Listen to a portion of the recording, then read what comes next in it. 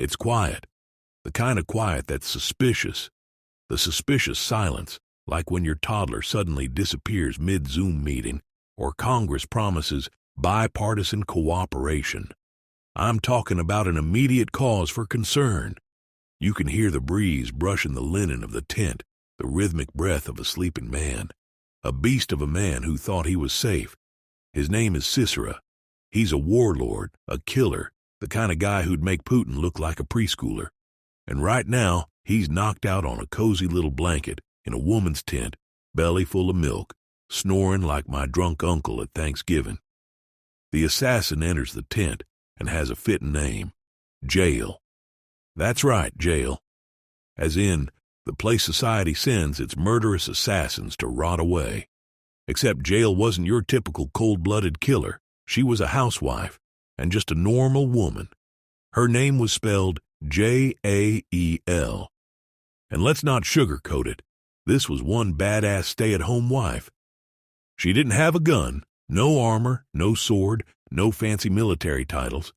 Just a tent peg in one hand and a hammer in the other, walking toward this genocidal maniac like she was the Black Mamba of guardian angels. She kneels beside him, lines up the peg right above his temple, like she's playing biblical whack-a-mole. And bam, one clean shot. The razor-sharp tent peg goes straight through his head, like an ice pick through a watermelon, and right into the ground. And just like that, Israel wins the battle.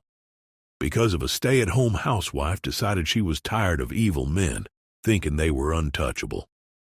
Now, before we give her a standing ovation, let's pull back the curtain and ask, exactly, what the hell was going on? This is in the book of Judges, chapter 4. Israel's gone soft again. Surprise, surprise.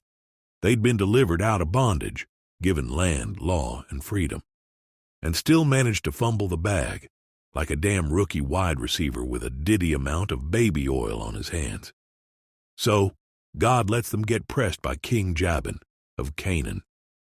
His general Sisera rolls deep with 900 iron chariots, which in those days was like showing up to a Civil War reenactment in a modern war tank. Israel was broken, but this ain't just a story about war. It's about a nation that lost its testicular fortitude, and a woman who found it. Now let's zoom out a little further. Jael wasn't even an Israelite. She was a Kenite, a tribe with ties to Moses' in-laws. Her people had peace with the enemy, so technically she didn't have to do anything. She could have played neutral. She could have minded her own damn business, but let's face it, she just couldn't help herself. God was guiding her with 0 F's to give. Jael didn't just reject neutrality, she weaponized her hospitality. Sisera came in asking for water, and she intentionally gave him warm milk. Probably pure goat milk, no lactose-free options in those days. He lays down thinking he's safe, maybe dreaming of slaughtering more innocent people, and just as he drifts off to La-La Land, boom, Jael makes history. Let's pause and appreciate the finesse. She didn't shout, scream, or tweet about it. She didn't need a conference or a special sign from God. She didn't even need a damn sword. She just knew what she had to do. She used what she had and did what she needed to do to get the job done. And that, my friends, is more revolutionary than half the nonsense we glorify today. She was the only person brave enough to slay Satan. This is the part of the Bible your Sunday school teacher skips. It's far too violent, too real. But guess what? Real faith ain't supposed to be a scented candle or a hot cup of Starbucks snuggled under a weighted blanket. Real faith has blood under its fingernails.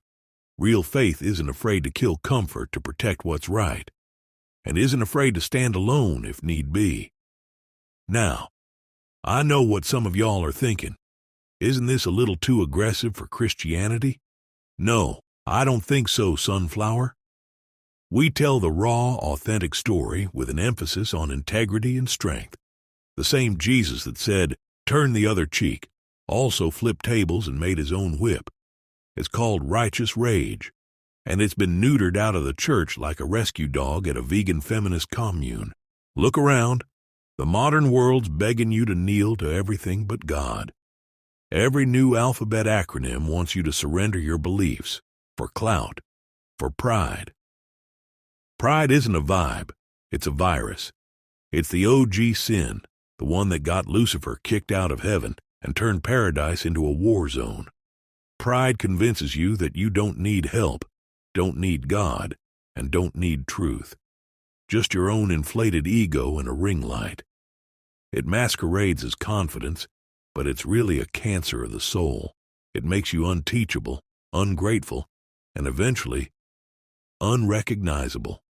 Pride doesn't build you up, it blinds you. And by the time you realize it's destroyed you, it's already burned down everything around you. So yeah, it's not just a deadly sin, it's the deadliest. Kill it before it kills you.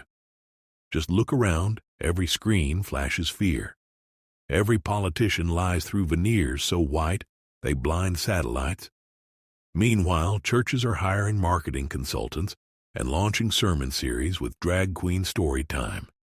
It's a clown show. It's no wonder men are confused and women are exhausted. Jael didn't wait for a tougher husband or a bigger crew to have her back. She didn't post a prayer meme or repost a TikTok video. She put a damn spike through the problem. And you, the listener, you've got problems, real ones. We all do. We all go through it. Marriages that feel like Cold War treaties. Debt that's growing like mold in a New Orleans apartment. Sins you've fed so long, they've developed multiple personalities.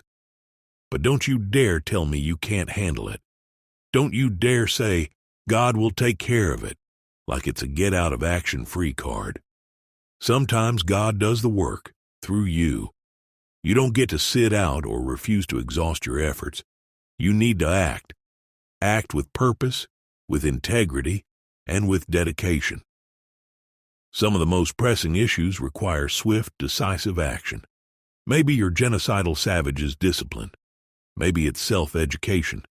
Maybe it's raising your kids like their souls matter more than their soccer trophies. Maybe it's having one awkward but truthful conversation that cuts through the fog, like a chainsaw in a pillow factory.